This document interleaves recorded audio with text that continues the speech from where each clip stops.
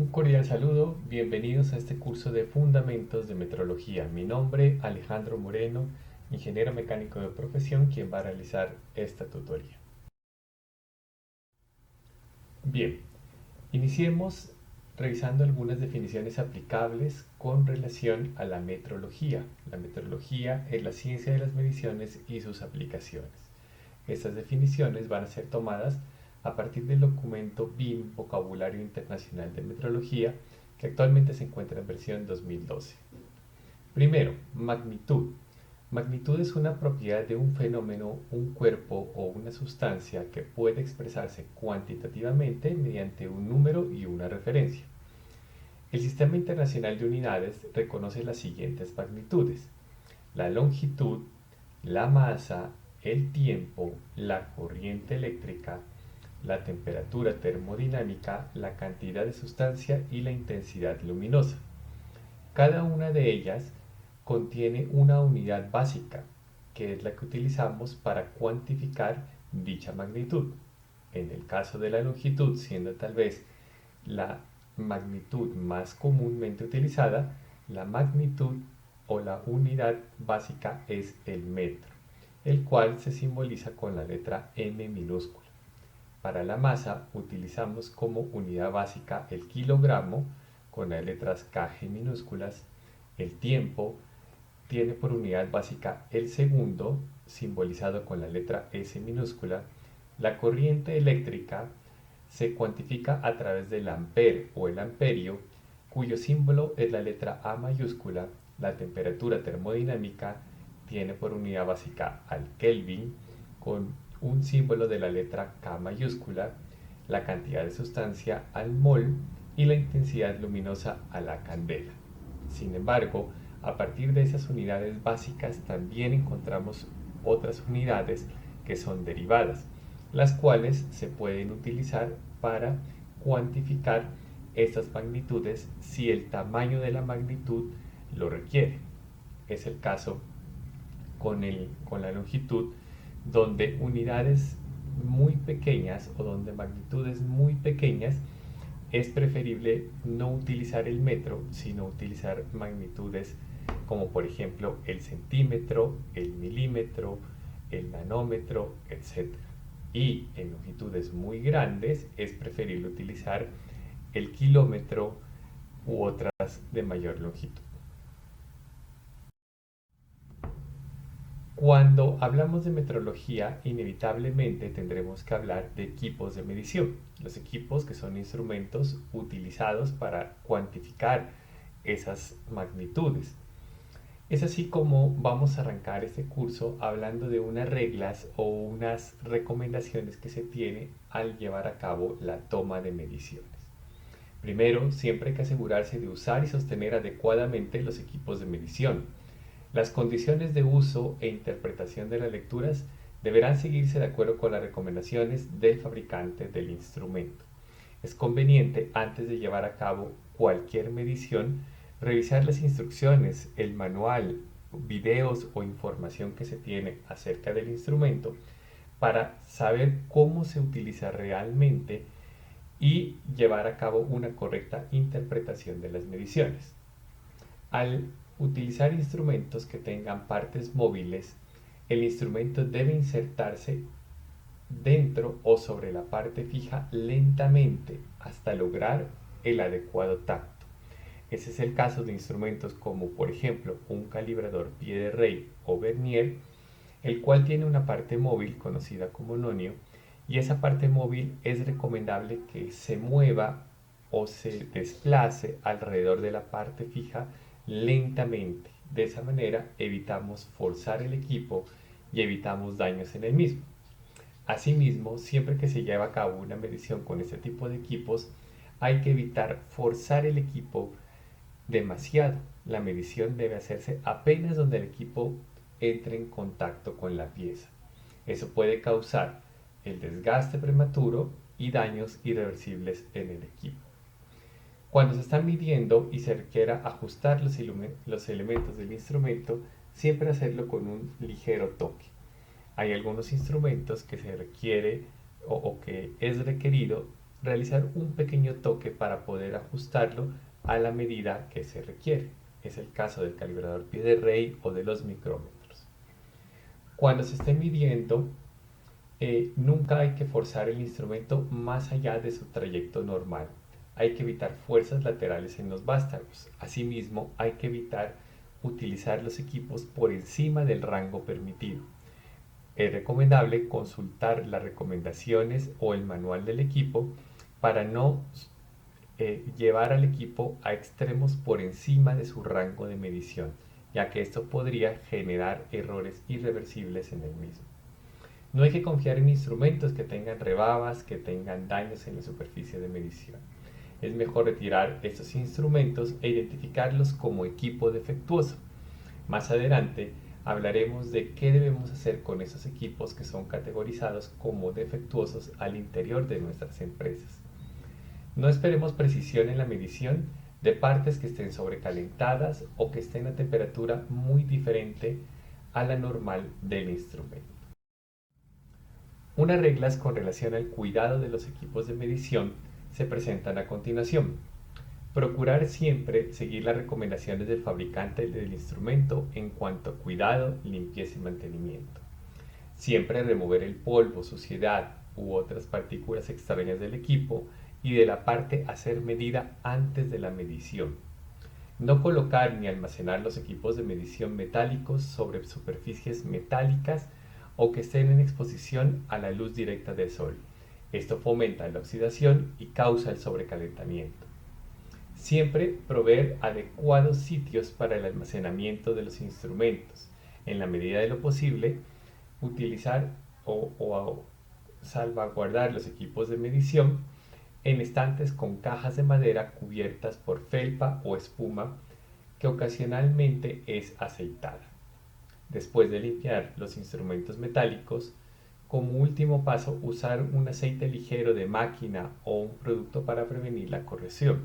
Aquí se pueden utilizar glicerina, aceite mineral o aceites como por ejemplo el aceite 3 en 1.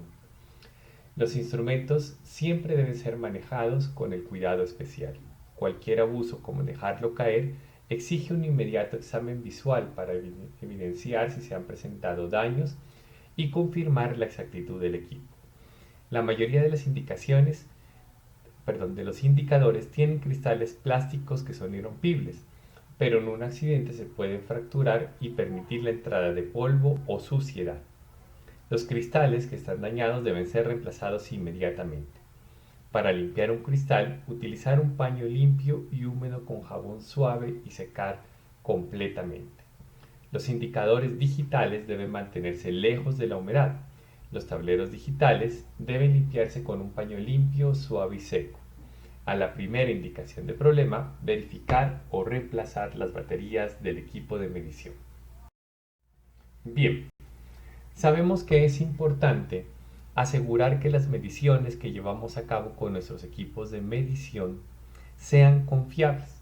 Para ello, la mayoría de las normas de sistemas de gestión de la calidad y otras normas, como por ejemplo la ISO IEC 17025, que establece requisitos para los laboratorios que llevan a cabo calibraciones o ensayos, establecen que una forma de asegurar esa confiabilidad sobre las mediciones de nuestros equipos es que sean sometidos a calibraciones a través de un programa de calibración. A continuación hablaremos sobre los programas de calibración de los equipos de medición. Primero, será necesario identificar una nueva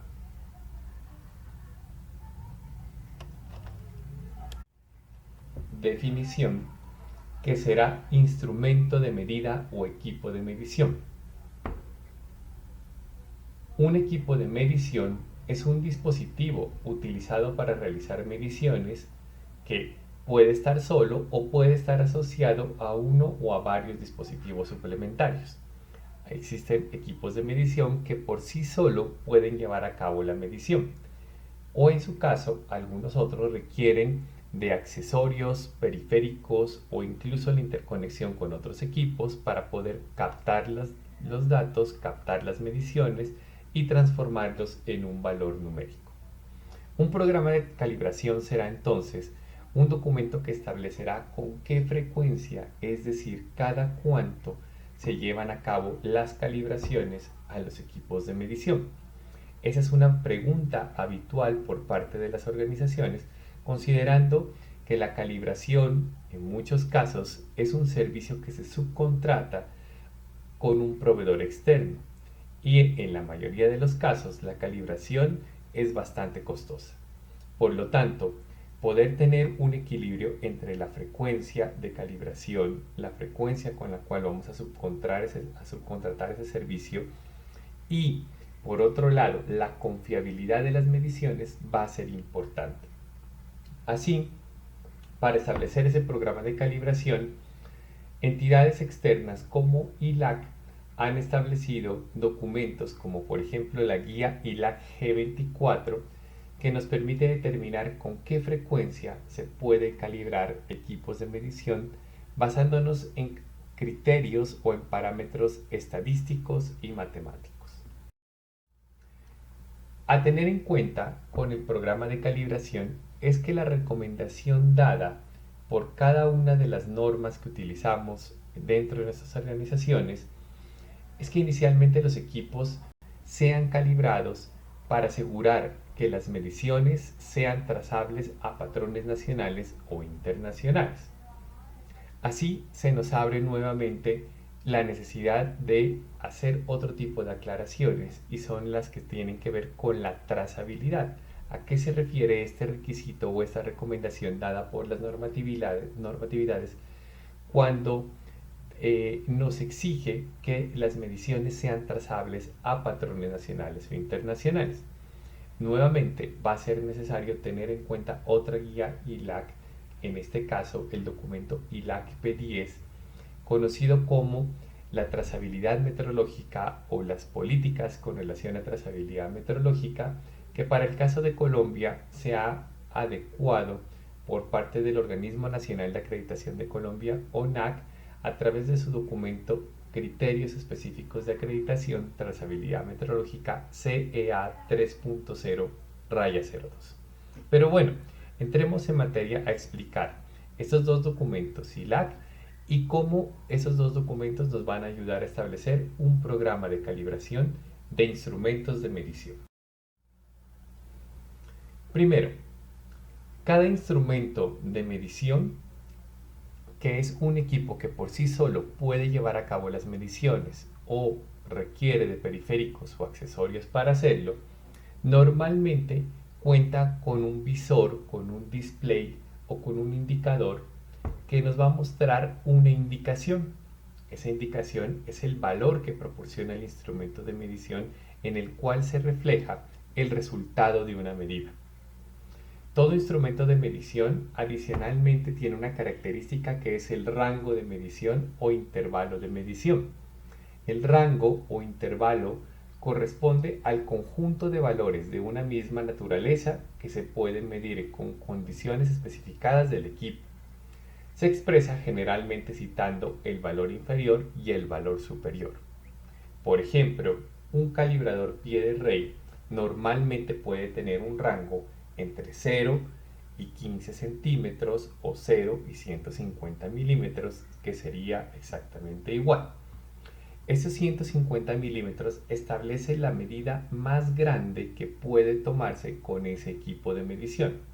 Equipos como por ejemplo básculas pueden tener rangos de medición entre 0 y 10 kilogramos, 0 y 100 kilogramos, 0 y 1000 kilogramos o una tonelada y así sucesivamente. El rango de medición identifica la capacidad que tiene el equipo para hacer mediciones dentro de esos valores. Por su lado, todo equipo de medición también cuenta con una exactitud de medida. La exactitud corresponde a la proximidad entre el valor medido y el valor verdadero. Sabemos que existen bastantes variables que pueden afectar a un equipo, tanto variables externas como variables internas, que pueden hacer que ese valor que me está mostrando el equipo en el display no necesariamente corresponda al valor real. Es así como existe una diferencia entre lo que el valor verdadero entre lo que realmente existe en la naturaleza, entre lo que realmente existe en ese objeto que vamos a medir y lo que me está mostrando el display. Esa diferencia es conocida como la exactitud de medida. Realmente la exactitud no es una magnitud, la exactitud es una cualidad. Por lo tanto decimos que un equipo que me esté mostrando en su display un valor muy cercano al valor verdadero es un equipo exacto. Y por el contrario, cuando existe una gran diferencia entre el valor verdadero y lo mostrado en el display, el equipo tiene muy baja exactitud o a veces incluso se dice que el equipo es inexacto. También se puede decir que hay equipos que tienen mayor o menor exactitud dependiendo pues de la diferencia que existe entre el valor verdadero y el valor que muestra el equipo en su visor o en su display. Se dice que una medición es más exacta también cuanto más pequeño es el error de medida. El error de medida sí es un valor numérico que expresa o que permite expresar de alguna manera la exactitud de medida. Más adelante hablaremos de qué es el error. La calibración entonces consiste en una serie de operaciones que son llevadas a cabo normalmente por una entidad que cuenta con la capacidad para llevar a cabo la calibración y que en la mayoría de los casos son laboratorios externos de calibración. Estos laboratorios llevan a cabo la calibración en dos etapas. Una primera etapa en la cual se compara las mediciones de mi equipo, es decir, las mediciones, la información que está mostrándose en el display, en el visor de mi equipo, contra las mediciones que se están mostrando en un equipo que ellos cuentan, que es de su propiedad, que está bajo su resguardo, al que normalmente le llaman patrón. Si estamos midiendo con el patrón y con mi equipo un mismo objeto al mismo tiempo, esperaríamos que las mediciones sean exactamente iguales. Sin embargo, puede que haya diferencia. El laboratorio tiene confianza en su patrón, dado que lo ha salvaguardado, lo ha gestionado, lo ha almacenado y ha hecho todas las verificaciones que dan confianza en esas mediciones que él proporciona.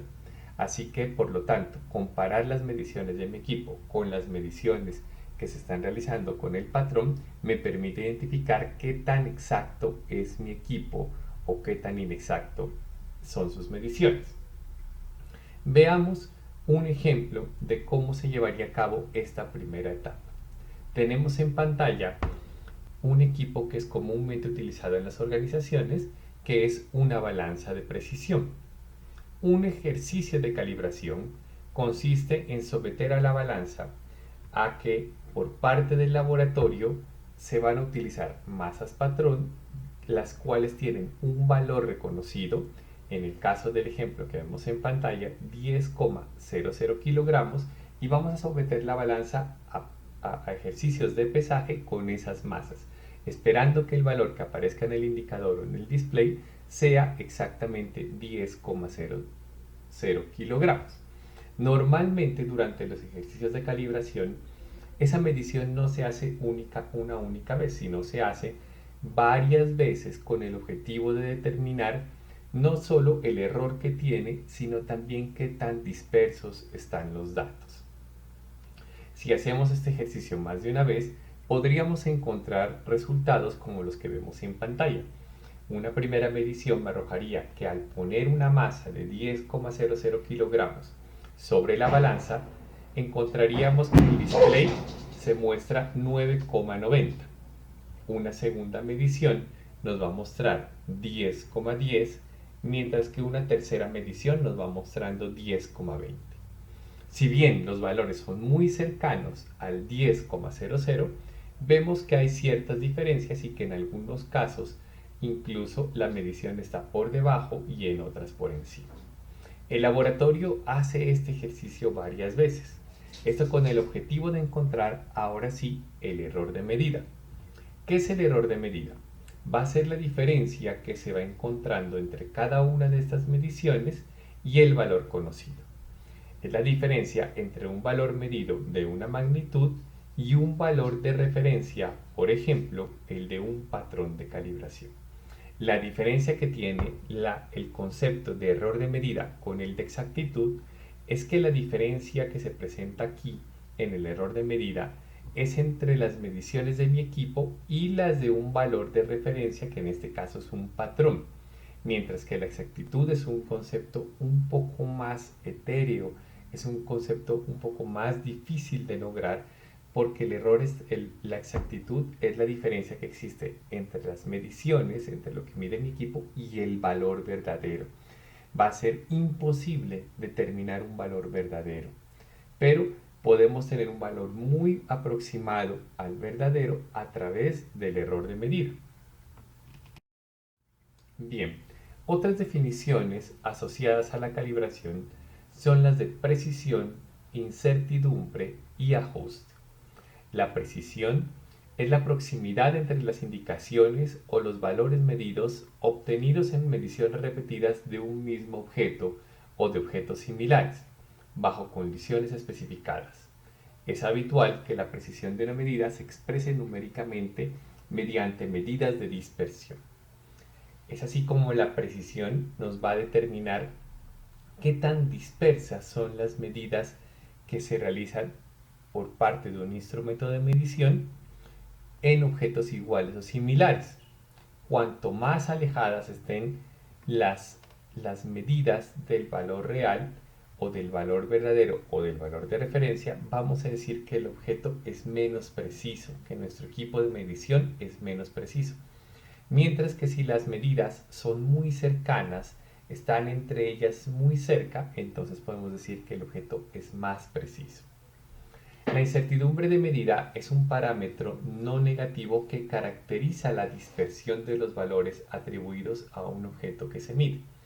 Normalmente, en ejercicios de calibración, la precisión se expresa a través de la incertidumbre de medida. Así como la exactitud tenía una representación en el error de medida, la precisión se representa a través de la incertidumbre de medida. He ahí la importancia de que la calibración sea llevada a cabo por organismos externos competentes, porque esos organismos van a tener la capacidad no solo de comparar mi equipo con un patrón, sino adicionalmente de calcular cuál es el error del equipo con el cual voy a establecer la exactitud del mismo y cuál es la incertidumbre de medida con la cual voy a establecer la precisión del equipo. Una definición que no es muy comúnmente utilizada, por el contrario, se utiliza otra definición en su lugar, es la de ajuste. El ajuste corresponde a las operaciones realizadas sobre un instrumento de medición para que proporcione las indicaciones prescritas. Normalmente se confunde con la calibración. Suele ser común escuchar que algunas personas se refieren a que un equipo debe ser calibrado o a la calibración de un equipo como las operaciones para ajustarlo, arreglarlo y llevarlo a las indicaciones prescritas o a las indicaciones correctas. Por el contrario, el valor correcto o la definición correcta para esa actividad es la de ajuste. Ajustar un equipo corresponde o implica intervenir el equipo y llevarlo a su estado natural, mientras que la calibración es simplemente la comprobación que se hace del mismo, de las mediciones del mismo, al compararlo con un patrón y adicionalmente a través de ese ejercicio determinar cuál es la precisión y cuál es la exactitud del equipo. Bueno, regresando al ejercicio de la calibración de la balanza, decíamos que en el ejercicio de calibración el laboratorio va a tomar una masa patrón, la va a ubicar sobre el equipo de medición, en este caso la balanza, y va a establecer cuáles son los errores que se van encontrando en cada una de las mediciones. Un laboratorio realiza este ejercicio no solo una, ni dos, ni tres veces, sino una cantidad significativa de veces, de manera tal que al repetir el ejercicio puede tener mayor confianza en determinar los valores de error de medición y de incertidumbre. Pero, ¿cómo se hace el ejercicio?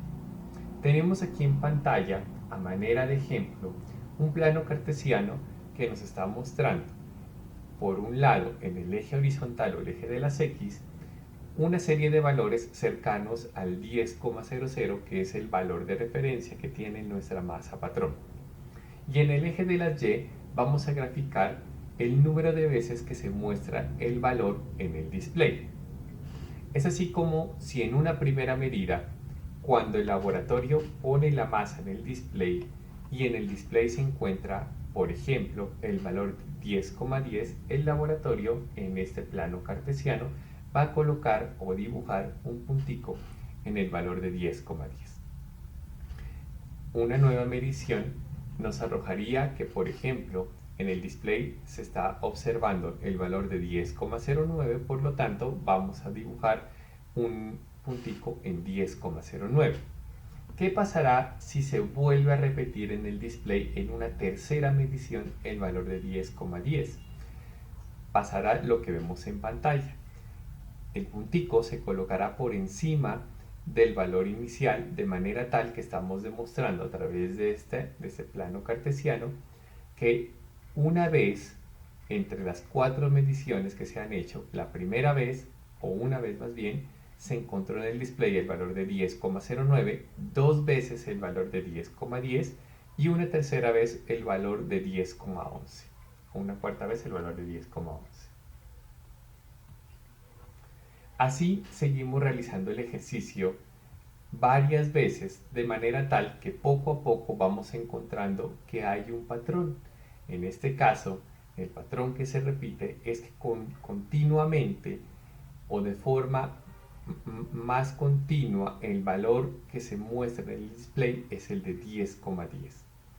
Si el laboratorio continúa haciendo este mismo ejercicio en varias ocasiones, podrá llegar a encontrar que se va a presentar una distribución similar a la que se presenta aquí en pantalla, donde hay un valor que se muestra con mayor presencia en el display, es decir, un mayor número de veces, que para el caso es el de 10,10, y hay unos valores que se van presentando cada vez menos hacia los lados hasta encontrar puntos en los cuales ya no se van a presentar más valores. Cuando el laboratorio logra determinar esta distribución, ahora sí puede determinar a qué corresponde la exactitud y la precisión. La exactitud va a ser, la exactitud del equipo en general va a corresponder a la diferencia que se presenta entre el valor que más se repite y el valor de referencia. Para nuestro caso, el valor que más se repite es 10,10. Restándole el 10,00, encontramos que el error del equipo es más 0,10. Por su lado, la precisión corresponde al ancho que tiene la campana. Ese ancho es el que nos determina la dispersión de los datos, porque ese ancho de la precisión corresponde a un intervalo donde yo sé que va a encontrarse todos los valores de mi equipo, pero que no conozco en una próxima medición a cuál de estos valores va a corresponder, pero muy seguramente está dentro de ese intervalo de precisión. Es muy difícil numéricamente calcular ese ancho, es casi que imposible. Sin embargo, se puede encontrar un ancho un poquitico menor, un intervalo un poquito más pequeño, donde probabilísticamente se encuentre el 99% de los datos, por ejemplo. Es decir, hay un ancho no tan grande como el ancho de la precisión, pero un ancho muy aproximado donde podemos decir que, por ejemplo, estará el 99% de los datos, o que con un 99% de probabilidad sé que el próximo dato va a estar dentro de ese intervalo. Y es ese intervalo al que lo conocemos justamente como la incertidumbre.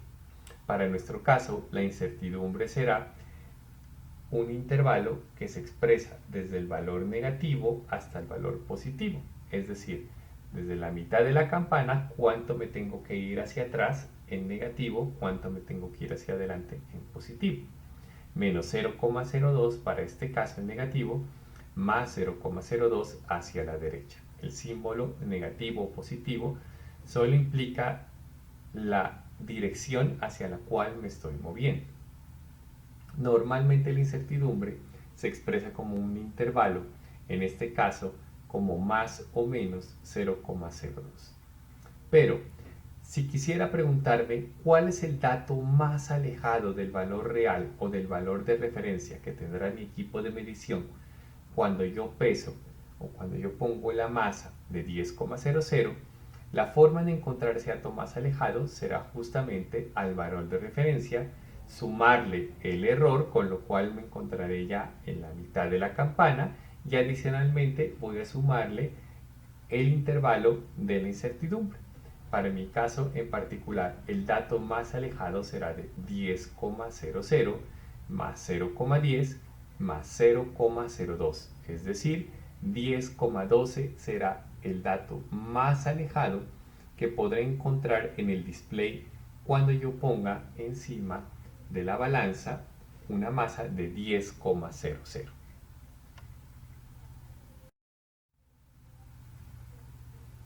Bien, cuando se lleva a cabo la calibración, un laboratorio de calibración cumple con reportarme cuál es el error y cuál es la incertidumbre asociada a cada uno de los puntos que calibró dentro del rango que tiene el equipo.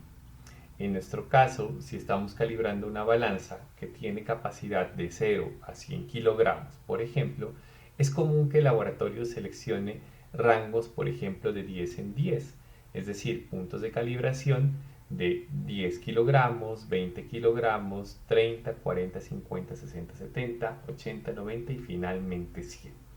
Y hasta ahí se llevará a cabo la calibración, y de cada uno de esos datos me arrojará en su informe o certificado de calibración cuál es el error de medida y cuál es la incertidumbre asociada. Pero, ¿qué hacemos con esa información? Es ahí donde la calibración, el concepto de calibración me hablaba de una segunda etapa o de una segunda fase de calibración. La calibración entonces se compone de dos fases, una primera fase o una primera etapa llevada a cabo por el laboratorio y una segunda etapa que normalmente se lleva a cabo al interior de las organizaciones. A esta segunda etapa suele llamársele una confirmación metrológica. La segunda etapa consiste en confirmar si ese equipo cumple o no cumple con unos requisitos que yo previamente he establecido para el desarrollo de las mediciones dentro de mi organización. Es decir, si este equipo me sirve para continuar llevando a cabo mediciones al interior de mi empresa, o por su lado tendrá que identificarse como defectuoso y tendrá que retirarse del ejercicio. Para yo poder hacer esa determinación de cumplimiento o no de mi equipo, es necesario establecer inicialmente una definición que es la de error máximo permitido. Es el error máximo tolerado. Es el valor extremo del error de medida con respecto a un valor de referencia conocido, permitido por especificaciones o reglamentaciones para una medición, instrumento o sistema de medida dado. El error máximo permitido es la tolerancia que yo tengo para mi equipo. Es el momento en el cual yo determino qué tanto error voy a permitirme de mi equipo para cada uno de los puntos de calibración, de manera tal que la calibración va a ser un insumo, la calibración llevada a cabo por el laboratorio va a ser un insumo para determinar si este equipo cumple o no cumple y si sigue manteniéndose en funcionamiento o es necesario darlo de baja. Determinar el error máximo permitido no es fácil. Se pueden determinar a través de criterios como por ejemplo si existe para estos equipos de medición algún requisito legal o normativo vigente en el país, en nuestro caso aquí en Colombia, si existe alguna recomendación legal o normativa internacional en otros países, si adicionalmente existe una recomendación por parte del fabricante del equipo o Si definitivamente no existe ninguna información al respecto, será necesario que yo mismo como organización determine un porcentaje de error máximo permitido por requisito interno. Vamos a ver un ejemplo. Un ejercicio de calibración normalmente presenta valores como los que se presentan en pantalla. Aquí vamos a ver que en pantalla se encuentra una tablita donde las tres primeras columnas enmarcadas en este recuadro de color rojo corresponden a la información entregadas por un laboratorio de calibración. Un laboratorio de calibración, por ejemplo, que me calibra una balanza, me va a entregar un informe como el que se ve en pantalla, con una tabla en la cual se presenta normalmente el valor del patrón o un valor nominal, el valor de la exactitud o del error presentado como la diferencia entre lo que me muestra en el display y el valor del equipo, pero calculado a través del ejercicio de llevar a cabo varias mediciones, varias comparaciones para encontrar cuál es el valor que más se repite. Por su lado se encontrará la incertidumbre correspondiente a la precisión del equipo. Veamos, enfoquémonos en el valor de 10 kilogramos para tener una referencia. Con 10 kilogramos decíamos en el ejercicio anterior que tenemos una exactitud o un error de medida de más 0,10 kilogramos y una incertidumbre o ese ancho de intervalo de precisión de más o menos 0,02 kilogramos. Hasta ahí se conoce como etapa 1. La etapa 2, que es llevada por la organización, consiste en complementar la tabla como la tabla que vemos aquí en pantalla, es decir, añadirle una columna 4, una columna 5 y una columna 6. La columna 4 corresponde al máximo error posible a encontrarse. Para su caso, ese error máximo posible a encontrarse, recordemos que se determinará sumando la exactitud más la incertidumbre. Si regresamos nuevamente a la fila de 10 kilogramos, podremos evidenciar que estamos sumando 0,10 correspondiente al error más 0,02 correspondiente a la incertidumbre igual a 0,012. Cabe resaltar que estas sumas deben realizarse siempre con números en positivo, es decir, no vamos a tener en consideración el signo que precede al error o a la incertidumbre. Finalmente, tenemos en la columna 5 el error máximo permitido, es decir, cuánto es la tolerancia máxima que yo dentro de mi organismo he determinado.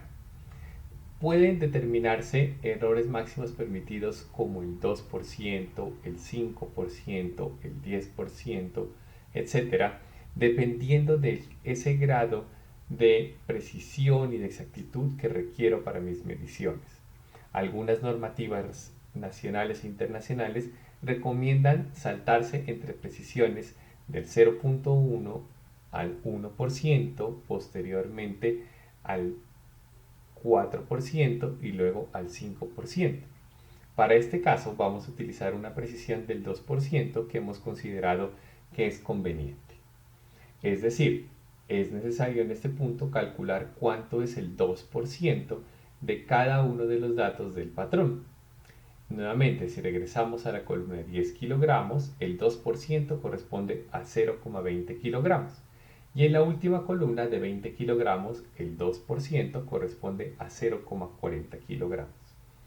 Lo último corresponderá a tomar una decisión de conformidad, es decir, confirmar si el equipo cumple o no cumple para mi necesidad.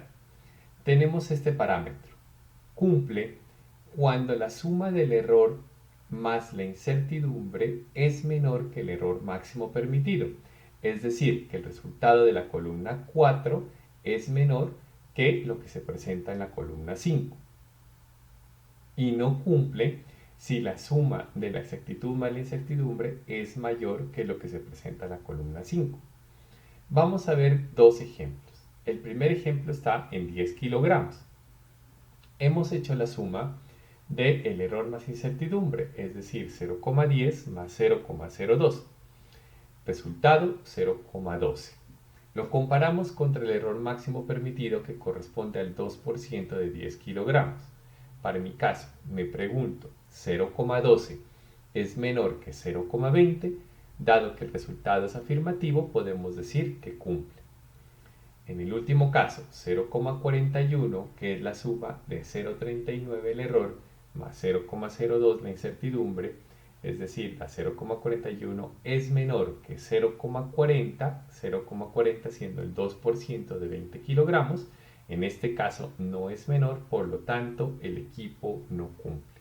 Solo puedo dar conformidad cuando en cada uno de los puntos de calibración se presenta el concepto de cumple. Para este caso en particular, podré confirmar o podré concluir que el equipo no cumple para seguir su funcionamiento, por lo tanto, el equipo se va a determinar o a clasificar como defectuoso, lo que implica que requiere un ajuste, es decir, una intervención del equipo y nuevamente otra calibración, o definitivamente dar de baja si no es posible llevar a cabo ese ajuste. Cuando se llevan a cabo ajustes, normalmente se intervienen los sistemas de medición, es decir, los componentes que captan los datos y que transforman esas mediciones en un valor. Por lo tanto, es necesario en la mayoría de los casos llevar a cabo una calibración después del ajuste. Bien, hablemos sobre la cadena de trazabilidad. Recordemos que las recomendaciones normativas siempre serán que los equipos deben calibrarse de acuerdo con un programa que asegure confiabilidad en las mediciones y por último que asegure trazabilidad a patrones nacionales e internacionales. Pero, ¿qué es la trazabilidad? Nuevamente, el BIN, el Vocabulario Internacional de Metrología, nos dice que la trazabilidad o la cadena de trazabilidad corresponde a una sucesión de patrones y calibraciones que relacionan un resultado de medida con una referencia. Para poder desglosar el concepto de trazabilidad, se hace necesario identificar dos conceptos más. El primero es el de la Oficina Internacional de Pesos y Medidas, o BIPM, por sus iniciales al estar escrito en francés. El BIPM, el Buró Internacional de Pesos y Medidas, es el coordinador mundial de la metrología. Es una entidad que tiene sede en París y cuya función principal es la de liderar a nivel mundial todos los aspectos relativos con las mediciones. La Oficina Internacional de Pesos y Medidas lleva a cabo una conferencia cada 4 años que se conoce como la Conferencia General de Pesos y Medidas. Esta conferencia es llevada a cabo en presencia de cada uno de los miembros de los acuerdos con la Oficina Internacional de Pesos y Medidas, que para el caso corresponde a la gran mayoría de los países del mundo. Y en esas conferencias tratan de determinar, entre otros aspectos, cuáles van a ser los patrones internacionales de medición. Y en ese caso, se han establecido cuáles son los patrones que se van a tener en consideración para determinar el metro, el kilogramo, el segundo, el Kelvin y todos aquellos patrones que determinan las magnitudes básicas que tiene el Sistema Internacional de Unidades. Bien, en esas conferencias, justamente en la conferencia 17ª llevada a cabo en el año de 1983, se determinó cuál es el patrón internacional del metro, es decir, cuál es la magnitud física que determina el metro y cuál es el objeto físico con el cual se va a representar el metro a nivel internacional. Esta definición del año 1983 al día de hoy se mantiene vigente. Se dice que el metro es la distancia que recorre la luz en el vacío durante un intervalo de tiempo similar a 1 sobre 300 millones, es decir, 1 sobre 299.792.458 segundos. Un periodo de tiempo muy corto. Vamos a suponer que podemos enviar en un laboratorio un haz de luz en una esquina y en la medida en que va el haz de luz avanzando a través del laboratorio, existe un cronómetro que puede confirmar este periodo de tiempo tan pequeño, y cuando el periodo de tiempo tan pequeño pasa, se frena el cronómetro y hasta donde ha llegado, hasta donde ha recorrido la luz, ese haz de luz, una distancia, hasta ahí se marca la distancia del metro. A partir de ahí, en esa Oficina Internacional de Pesos y Medidas, han elaborado patrones internacionales, es decir, elementos físicos que tienen una distancia exacta de 1 metro. Para el caso particular, en la Oficina Internacional de Pesos y Medidas, en el año de 1983, se elaboraron unas barras en una aleación de platino y de iridio que tienen exactamente una longitud de 1 metro, es decir, 100,00000 centímetros. Y esas barras se almacenan en la Oficina Internacional de Pesos y Medidas en París, salvaguardadas de aspectos como por ejemplo la luz, la humedad, la gravedad, la corriente eléctrica y cualquier otra circunstancia que pueda afectar esa dimensión.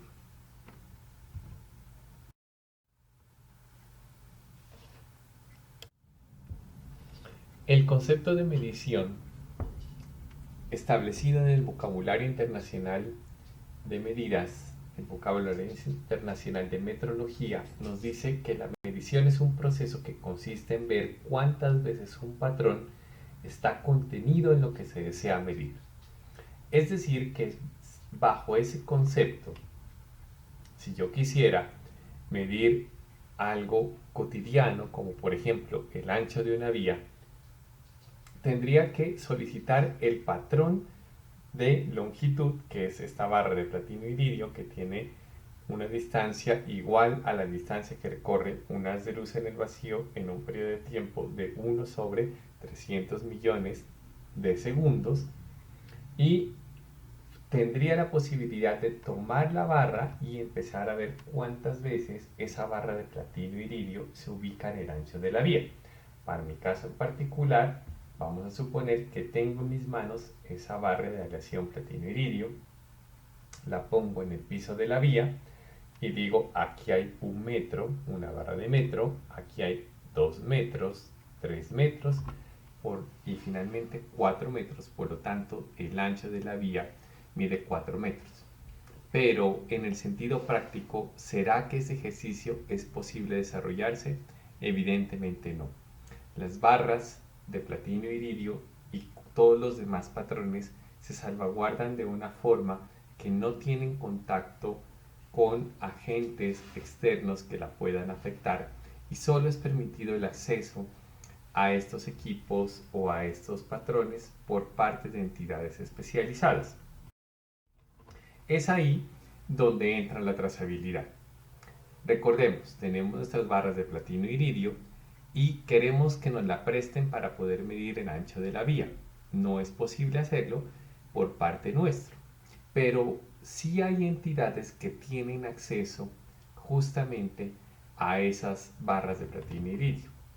¿Qué entidades cercanas a nosotros han tenido acceso a esos patrones? La más cercana se encuentra en México.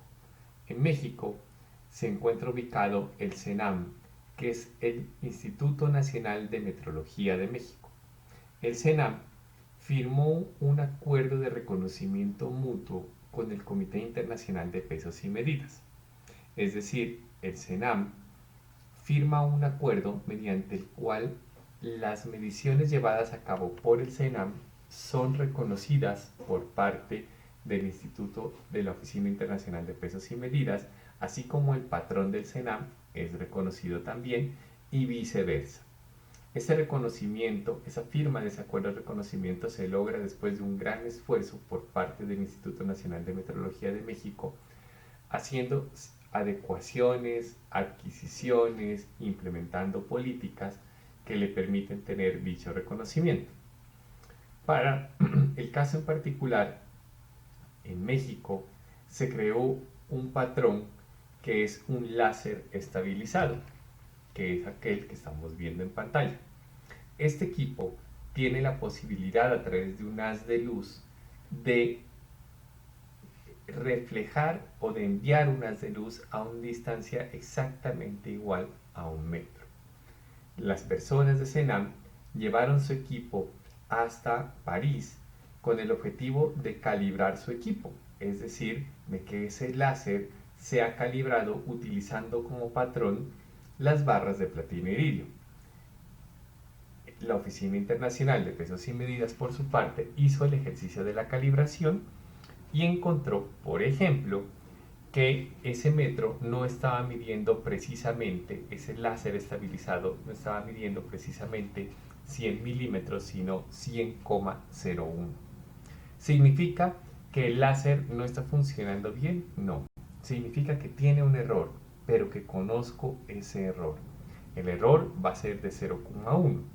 Así que en adelante no es necesario ajustar el equipo ni intervenir el equipo del láser de México, sino que sencillamente cuando las personas de CENAM utilizan el equipo, por cada metro que miden, le van a restar 0,1 antes de reportar los datos. Y de esa manera el ejercicio se hace exactamente igual como si se estuviera haciendo con las barras de platino y de iridio. CENAM, por su parte, permitió que aquí en Colombia el Instituto Nacional de Metrología llevara su regla patrón, que es el patrón internacional, el patrón nacional del metro que se encuentra en la ciudad de Bogotá, permitió que se llevara esa regla a calibrar no a París sino a México, por supuesto. Entonces, las personas del Instituto Nacional de Metrología, que es el órgano rector aquí en Colombia en temas de metrología, tienen una regla graduada que es el patrón nacional del metro. Y esa regla graduada se llevó hasta México y en México se comparó contra el láser estabilizado. Y el CENAM le reportó, por ejemplo, que la regla cuando estaba en la medida de 100 centímetros de 1 metro tenía un error de 0,2. Es decir que para su caso tiene 0,2 de exceso. ¿Será que la regla graduada no nos sirve? No. Recordemos que ya el CENAM estaba haciendo su ajuste. Ya el CENAM había restado el 0,1 que tenía de exceso cuando lo calibró contra las barras de platino y iridio. Así que cuando nos está reportando el 100,02 de nuestra regla graduada, está reportando un 0,2 no contra el láser, sino contra las barras de platino y iridio. Por lo tanto, el Instituto Nacional de Metrología en Colombia sabe que si utiliza esta regla y le resta por cada metro que mida 0,2, es como si estuviera haciendo la medida exactamente igual con las barras de platino y iridio. El Instituto de Metrología, por su parte, presta los servicios de calibración a laboratorios. Ejemplo, un laboratorio XY. Este laboratorio cuenta con una cinta métrica de precisión como patrón interno y le pidió al Instituto de Metrología que le calibrara su cinta métrica. Cuando la calibró, le presentó como resultado que cuando estaba midiendo en 100, realmente la cinta métrica no estaba mostrando 100, sino 100,04, lo que implica que la cinta métrica tiene un error de 0,4. Pero recordemos que el Instituto Nacional de Metrología también hace la corrección, es decir, también le resta el 0,2. Luego al reportar 0,4 me está diciendo que esta cinta métrica de precisión tiene un error de 0,4, pero frente a las barras de platino iridio. Es decir, que si yo resto el 0,04, el 0,4 por cada metro que mida, es como si hubiera hecho la medición con las barras de platino. Y el laboratorio ya nos presta los servicios, por ejemplo, a cualquier organización. En nuestro caso, supongamos que tenemos este flexómetro, queremos que sea calibrado por el laboratorio XY, lo llevamos a un laboratorio y el laboratorio nos dice que cuando debería medir 100, no mide 100, sino 100,06. Ese 0,6 es un error frente al patrón de laboratorio, no. Realmente es un error frente al patrón internacional. He ahí la importancia de la calibración, porque este flexómetro, sí muy seguramente yo ya lo tengo en mis manos, sí muy seguramente es de acceso a el personal de la empresa, y si en algún momento queremos hacer la medición, por ejemplo, del ancho de la calle, ahora sí lo podemos hacer con este flexómetro que se encuentra calibrado, y el ejercicio al restarle 0,6 por cada metro es como si lo hiciera exactamente igual que con las barras de platino y de iridio. De esa manera se logra el concepto de trazabilidad. Bien, pero ¿cómo asegurar la trazabilidad? ¿Cómo sé que ese laboratorio XY con el cual llevé a cabo la calibración si realmente hizo su ejercicio con el Instituto de Metrología, con el CENAM y finalmente con la Oficina Internacional de Pesos y Medidas? Bien, el documento entonces ILAC P10 me establece, que es un documento emitido por ILAC, me establece cómo seleccionar laboratorios que me aseguren que efectivamente la trazabilidad sí existe, es decir, que sí se cumple todo el requisito de la calibración.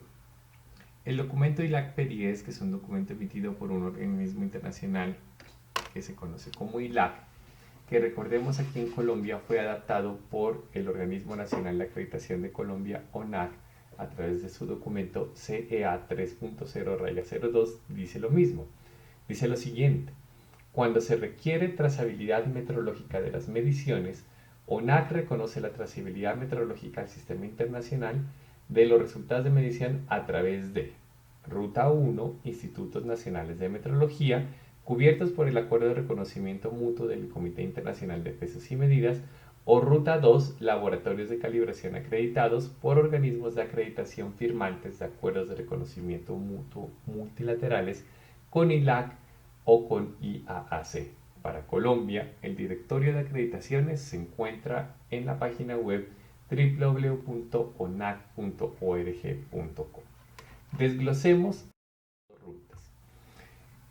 El documento ILAC dice lo siguiente: usted necesita calibrar su equipo y quiere tener certeza de escoger un laboratorio que le asegure la trazabilidad de las mediciones, que al final, cuando su equipo esté calibrado, sí esté haciendo el ejercicio exactamente igual a como si lo hiciera con las barras de platino y iridio o con cualquier patrón que corresponda. ¿Cómo escoger ese laboratorio? Primero, podemos escoger institutos de metrología como prestadores de servicios de calibración, pero recordemos que solo nos aplica si son institutos de metrología que hayan firmado acuerdos de reconocimiento con la Oficina Internacional de Pesos y Medidas. Para el caso de las Américas, únicamente hay 3 institutos de metrología, 3 organizaciones que tienen firma con el acuerdo, que tienen firma del acuerdo con la Oficina Internacional de Pesos y Medidas. Estos son Metro, que es el Instituto Nacional de Metrología, Calidad y Tecnología, que se encuentra en Brasil; CENAM, el Centro Nacional de Metrología, que se encuentra en México; y finalmente el NIS, que es el Instituto Nacional de Normatividad y Tecnología, que se encuentra en Estados Unidos.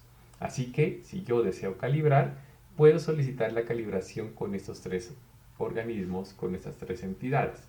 Sin embargo, estas 3 entidades normalmente prestan servicios de calibración a otros organismos u otros institutos de metrología de otros países, así que va a ser muy difícil encontrar cupo con ellos.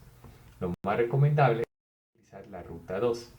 La ruta 2 que me dice el documento ILAC es: utilice como prestador de servicios, como proveedor de servicios de calibración, cualquier laboratorio de calibración que se encuentre acreditado en la norma ISO IEC 17025, pero que se encuentre acreditado por organismos de acreditación a nivel nacional o de otras regiones, de otros países, que en todo caso sean miembros de estas otras entidades, IAAC o ILAC.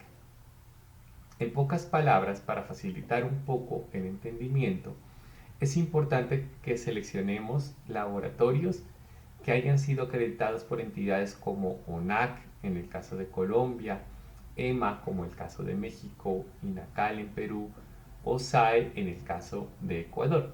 Sin embargo, hay otras entidades que cumplen con este requisito, dado que hacen parte de los acuerdos internacionales que reconocen la acreditación y que aseguran que esa acreditación es bien realizada. Por lo tanto, se puede tener fe en los laboratorios acreditados.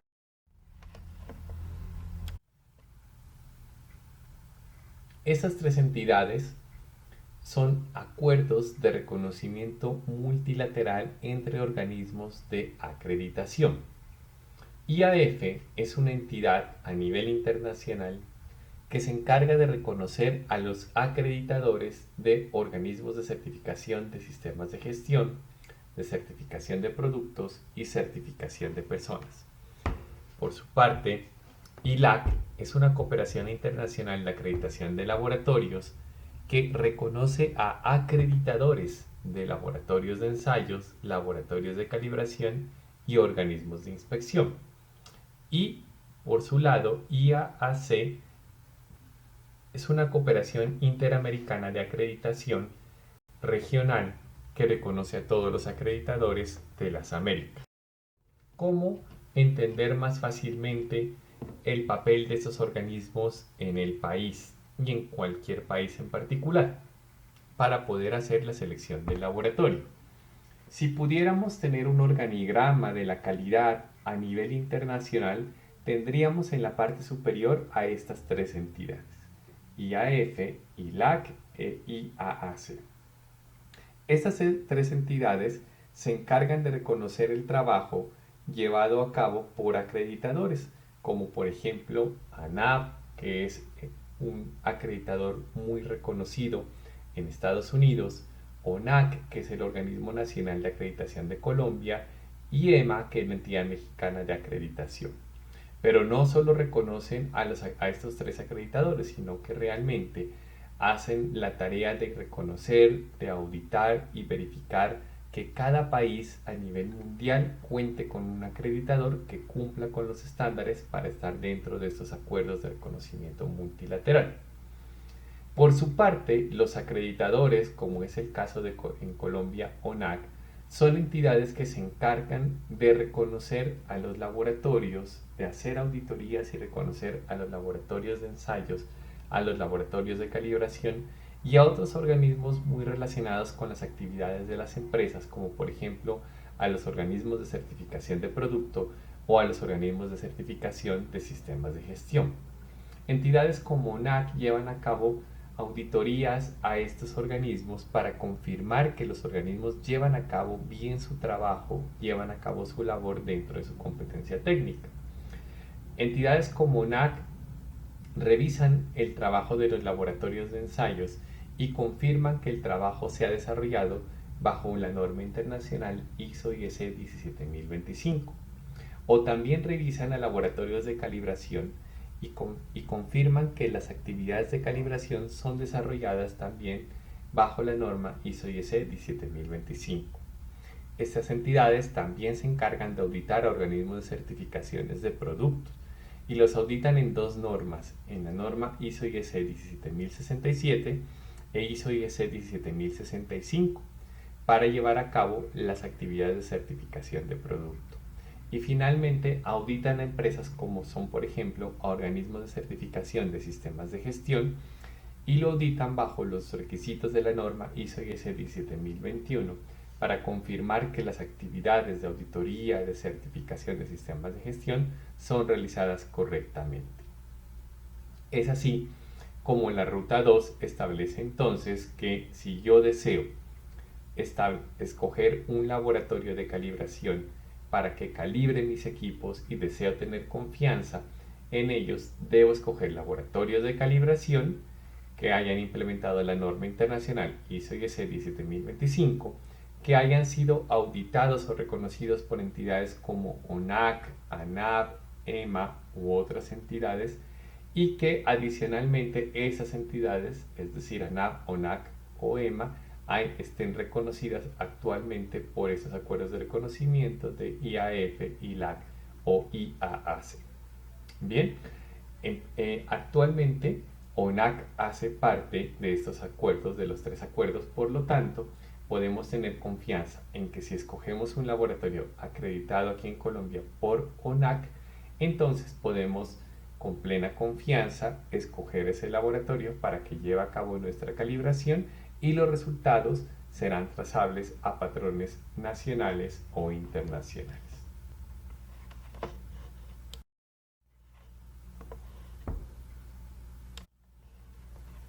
Una última consideración con relación al establecimiento del programa de calibración es el que refiere al establecimiento de cada cuánto llevar a cabo la calibración, es decir, el cronograma. Para ello nos vamos a basar nuevamente en una guía emitida por ILAC, que es la guía ILAC G24, que se encuentra actualmente en su versión 2022. La guía ILAC G24 nos dice que cuando se adquiere un equipo de calibración, un equipo de medición, este debe ser calibrado por primera vez antes de su puesta en servicio. Después se escoge un periodo inicial para posterior a ese periodo llevar a cabo la segunda calibración. Y una vez que ya hemos realizado 2 calibraciones, es decir, la calibración inicial antes de su puesta en servicio, pasa el periodo de referencia, el periodo inicial, viene la segunda calibración. Una vez ahí tenemos ya información suficiente para determinar cuándo se llevan a cabo las calibraciones siguientes basados en unos métodos estadísticos y matemáticos. Esos métodos son 5 métodos, pero para el caso de estudio vamos a utilizar únicamente el método 1 y el método 2, que son los que aplica o los que se pueden utilizar más fácilmente para organizaciones, y son el método de ajuste automático o escalera y el método de gráfico de control o tiempo calendario. Hablemos de estos métodos. En primer lugar, para escoger ese periodo inicial de calibración, es decir, el periodo que pasa desde que compro mi equipo, calibro, hasta la segunda calibración, ese periodo inicial debe seleccionarse con base en ciertas consideraciones. Consideraciones como por ejemplo las recomendaciones que da el fabricante, el uso esperado o la severidad del mismo, la influencia que puede tener el medio ambiente, la incertidumbre requerida o el error máximo permitido, de pronto si el equipo tuvo un ajuste o la influencia que tiene sobre las mediciones el utilizar el equipo en altas cantidades, por ejemplo, utilizar termómetros continuamente en altas temperaturas, o recomendaciones dadas sobre instrumentos iguales o similares o publicados por entidades que generen. Podríamos establecer una regla como la que vemos en pantalla, en la cual si tenemos como por ejemplo la recomendación del fabricante, entonces vamos a seguir dicha recomendación de cuándo debe ser la primera calibración o cuándo debe ser el primer periodo de calibración del equipo. Pero si no lo tenemos, entonces podemos considerar aspectos como por ejemplo el uso esperado y la severidad del mismo, donde un uso esporádico o bajo condiciones de manipulación no severas va a permitir que mi equipo sea calibrado incluso hasta en 24 meses o incluso hasta en 5 años. Pero equipos que es necesario utilizarlos continuamente bajo condiciones de manipulación muy severas, podrá ser necesario calibrarse al menos después de 12 meses o después de un año. También la influencia del medio ambiente.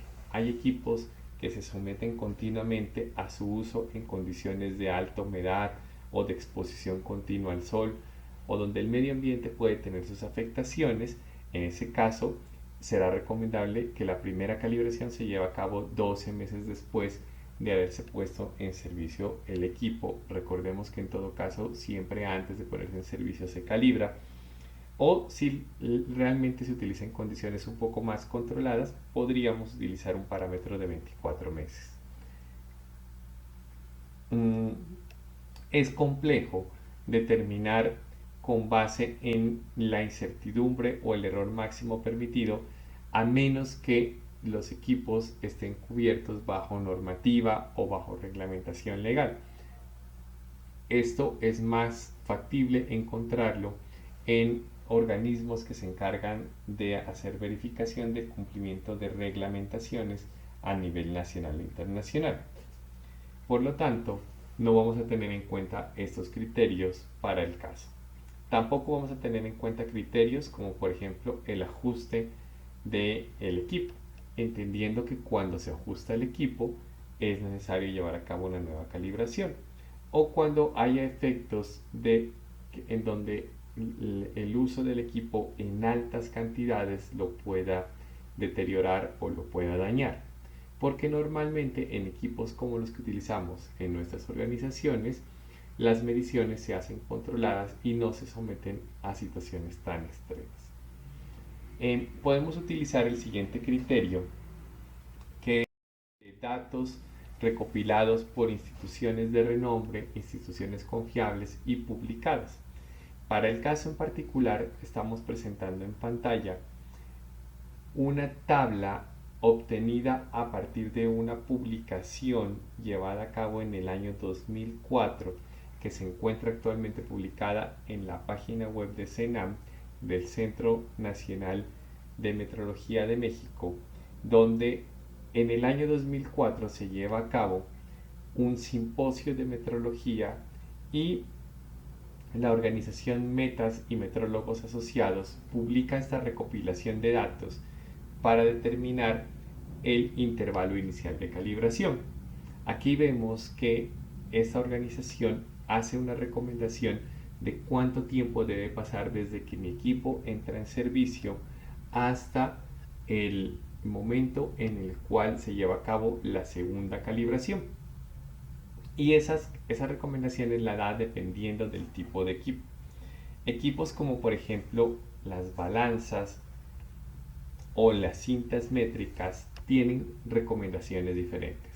Cintas métricas de hasta 28 o hasta 7 metros, que son las que convencionalmente se utilizan en las organizaciones. Por ejemplo, cintas métricas de 3 o de 5 metros son muy comerciales. Según la recomendación que da NIST, el Instituto de Metrología de Estados Unidos, deberían calibrarse a los 60 meses, es decir, se calibra antes de puesta en servicio y en adelante 5 años en el futuro. Balanzas deberían calibrarse inicialmente antes de su puesta en servicio y en adelante después de 12 meses, ya sea que la balanza sea de precisión o no. Bien, una vez que se haya hecho la selección del intervalo inicial y que hayamos calibrado nuestro equipo después de los 12 meses, de los 24 meses o de los 60 meses, de acuerdo con la recomendación dada en la tabla anterior, entramos en la etapa de determinar cómo va a ser la frecuencia con la que vamos a calibrar en adelante los equipos. Y para ello vamos a utilizar los dos métodos expuestos por el documento ILAC G24. El método 1, que es el de carta de control, o el método 2, que es el de ajuste automático o escalera, o viceversa.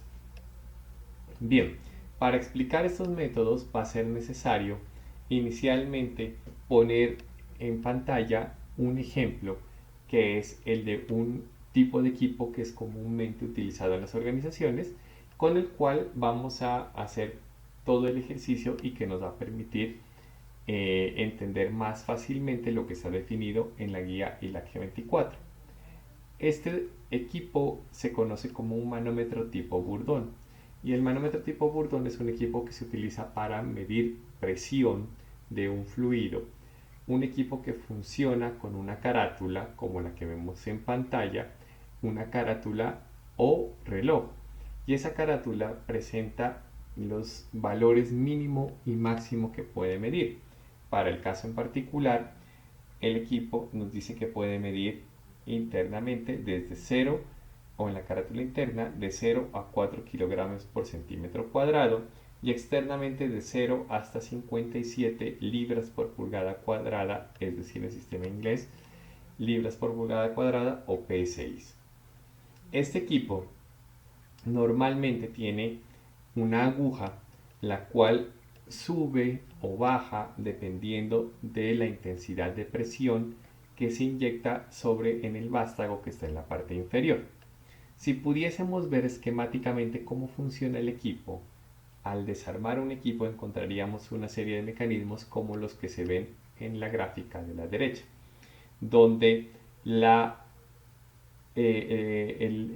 esquema, la pieza en color rojo corresponde a una tubería en una aleación elástica que está sellada en la parte posterior, y esa tubería, al tener el ingreso del fluido, ya sea aceite, gas, agua por la parte inferior, esa tubería que está conformada en una especie de semicírculo va a tender a abrirse, va a tender a perder la forma, y al abrirse va a jalar a través del eslabón ese sistema de piñones que va a hacer que se mueva la agujita hacia arriba o hacia abajo.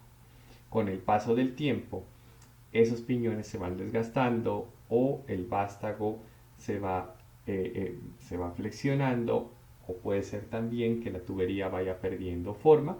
Por lo tanto, llegará un momento en que la agujita no estará mostrando el 0 como debe corresponder cuando está sin carga, sino que estará mostrando otro dato como el que vemos en pantalla con las agujas en color verde, en una clara demostración de desajuste del equipo. Bien, con este equipo entonces vamos a hacer el ejercicio de entender lo que nos expresa el ILAC G24. Inicialmente hablemos del método 1, que es el método de ajuste automático o escalera. Este método nos dice que la determinación del próximo periodo de calibración se da con base en la última calibración.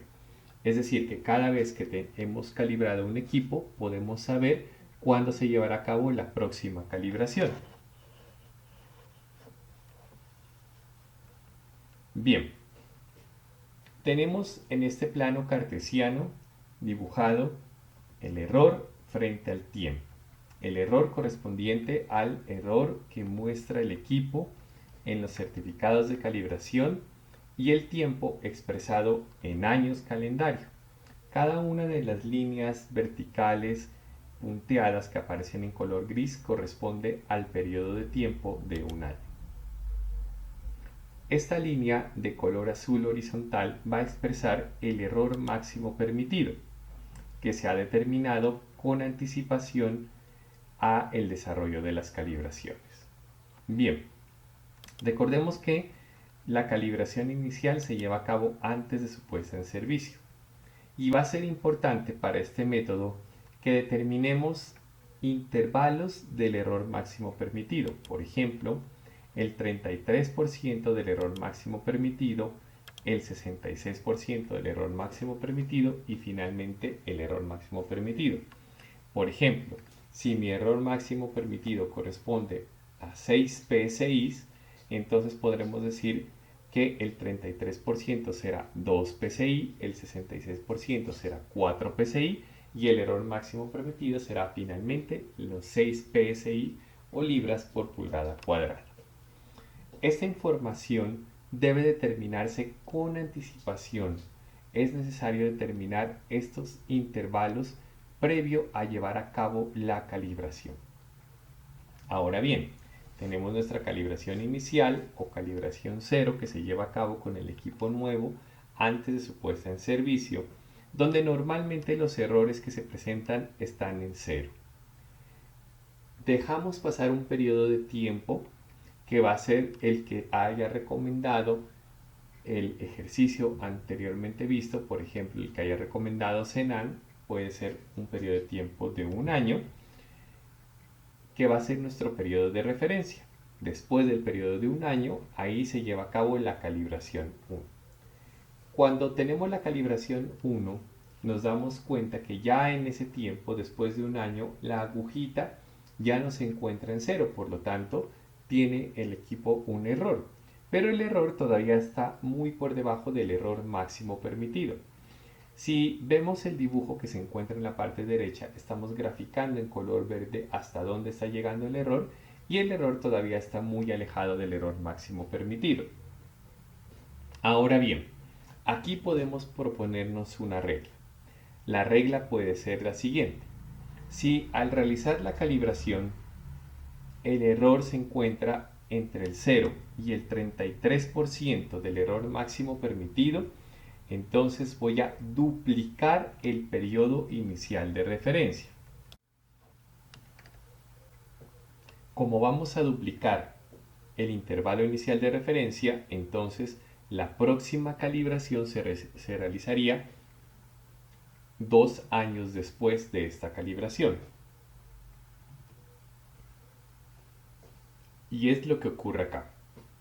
Una vez que hayamos realizado la segunda calibración, nos vamos a encontrar con que esa segunda calibración tiene o nos muestra un error que ya superó el 33% del error máximo permitido. Aquí podríamos proponernos una segunda regla. La regla diría que si el error que se encuentra en la calibración, el error del equipo, se encuentra entre el 33 y el 66% del error máximo permitido, va a estar en ese intervalo, entonces la próxima calibración se realizará nuevamente a un año. Ya no podemos duplicar porque está subiendo muy rápidamente. Entonces la calibración 3 se realizaría un año después. Si llevamos a cabo la calibración 3 y esa calibración ya superó el último intervalo, es decir, el error que tiene actualmente el equipo está muy cerca del error máximo permitido para nuestro caso de 6, está muy cerca del error máximo permitido, entonces la próxima calibración se realizará ya no ni a 2 años ni a un año, sino a la mitad del periodo de referencia de un año, es decir, a los 6 meses. En este caso, la calibración 4 se realizará 6 meses después, donde aquí ya se encuentra muy cerca del error máximo permitido, con lo cual ya podremos decir que el equipo puede funcionar un par de meses más y es necesario darlo de baja o que entre ajuste porque va a superar ese error máximo permitido. Aquí, como vemos, se ha ido determinando la frecuencia con la que se desarrollan las calibraciones. La última calibración se lleva a cabo 4 años después, 4 años y medio después de que el equipo entró en funcionamiento, y hemos pasado por calibraciones que han durado o que han estado después de periodos de tiempo de 2 años del equipo funcionando sin calibrar, un año o 6 meses dependiendo de los resultados de la calibración. Cabe resaltar que el ejercicio es meramente esquemático y muchas veces es importante que esos errores máximos permitidos no sean tan grandes para asegurar la confianza en las mediciones, sino que sean un poco más pequeños. Bien, recordemos cuál es entonces la regla.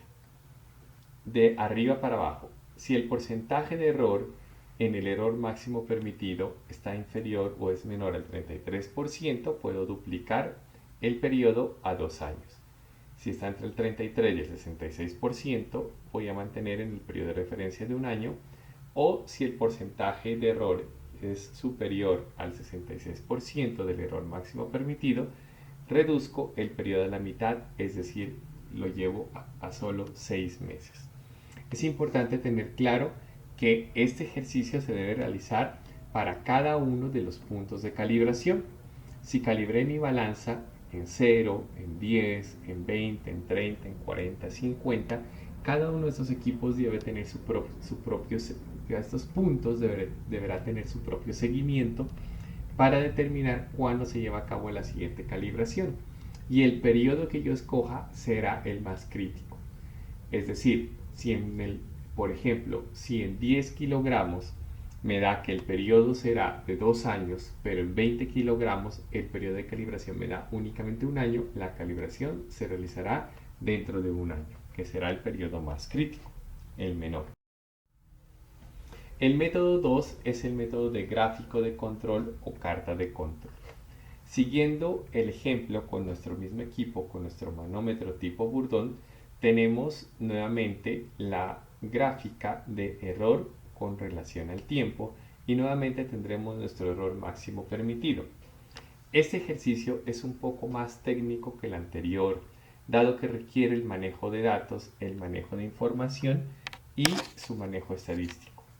Lo que me dice el método es que nuevamente arrancaría la calibración inicial antes de su puesta en servicio con un error cero y voy a llevar a cabo calibraciones con el paso del tiempo, por ejemplo, la calibración 1 después de un año, la calibración 2 después de 2 años y la calibración 3 después de 3 años.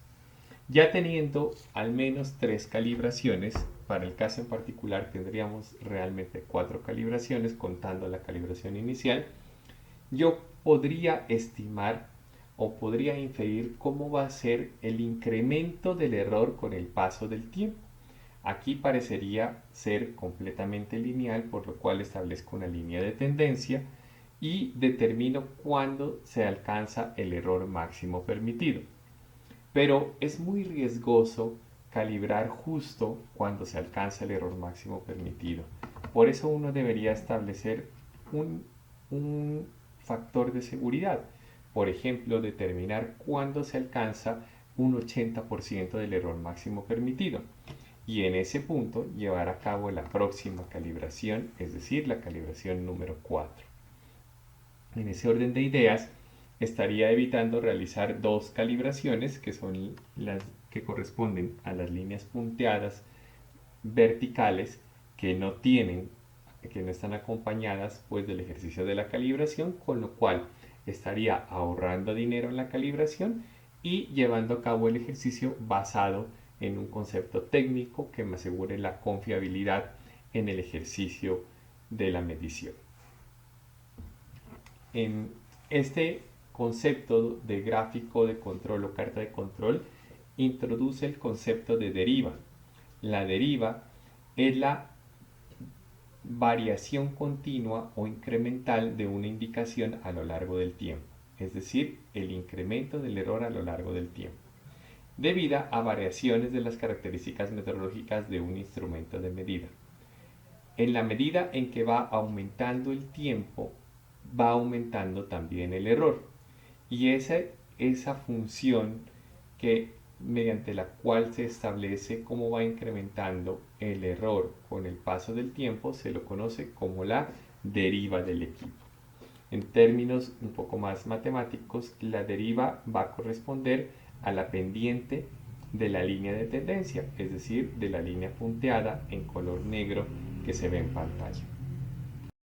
Bien, es importante determinar también que se puede hacer un mix de métodos, por ejemplo, mezclar el método de escalera con el método de carta de control, dado que el método de escalera me va a ir arrojando una serie de resultados y me va a permitir pues establecer durante unos primeros años con qué frecuencia se llevan a cabo las calibraciones y posteriormente llevar a cabo 3 o 4 calibraciones con el método de escalera. Puedo utilizar esos mismos datos para el método de carta de control y determinar cuándo se llevarán a cabo las calibraciones posteriores. Bien, entre calibraciones se deben realizar verificaciones.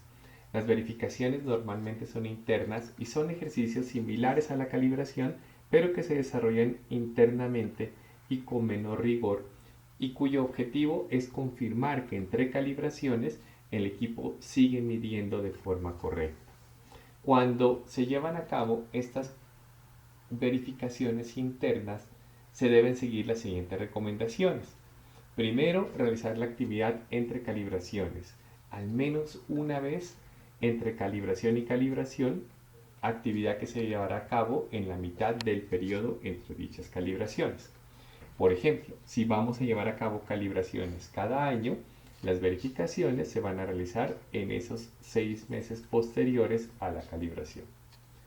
Segundo, las verificaciones intermedias podrán ser realizadas preferiblemente internamente en la organización, usando para ello patrones que cuenten con trazabilidad a patrones nacionales o internacionales. Es importante que los patrones que se utilicen internamente para llevar a cabo las verificaciones hayan sido calibrados por organismos o por laboratorios de calibración acreditados. Y finalmente, en caso que después de la verificación intermedia el equipo demuestre que alguna de sus mediciones tiene un error que es superior, por ejemplo, al 80% del error máximo permitido, el equipo será categorizado como defectuoso y será necesario ajustarlo o darlo de baja. En el caso de las verificaciones, no podría tener como consideración el error máximo permitido, dado que me es imposible al interior de la organización tener el mismo grado de rigurosidad y de precisión que se tiene por parte de un laboratorio. Y al incluirle ese error, al incluir ese factor de desviación en la verificación interna, será necesario pues también contar con un factor de seguridad. Por eso no comparo los resultados de los errores frente al error máximo permitido, sino lo hago, por ejemplo, frente al 80 o al 70% del error máximo permitido, considerando adicionalmente que en la verificación interna es imposible el cálculo de la incertidumbre de medición.